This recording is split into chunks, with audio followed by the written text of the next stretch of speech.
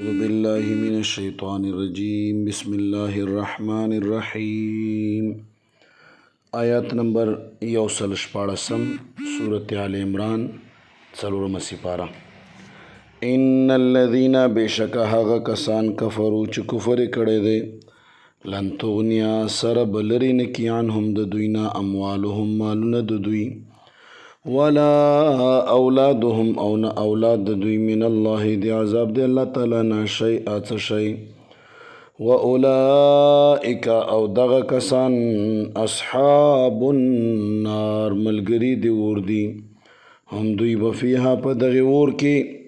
خالدون همیشه دی پاروي. په دغه آیات کریمه کې الله فرمایي چې کوم خلک کافر دي هغوی نه به مال اولاد چې دی الله عذاب لرې نه کړي، او کوم چې مؤمنان دي هغوی دپاره مال او اولاد چې دی دا صدقه جاریه جوړیږي،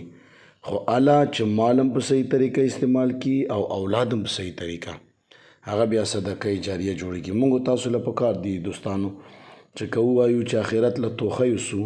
چې مال او اولاد په صحیح طریقه استعمال کو، او نو الله تعالی د موږ تاسو له په دین باندې پوهه راکړي. صدق الله العظیم.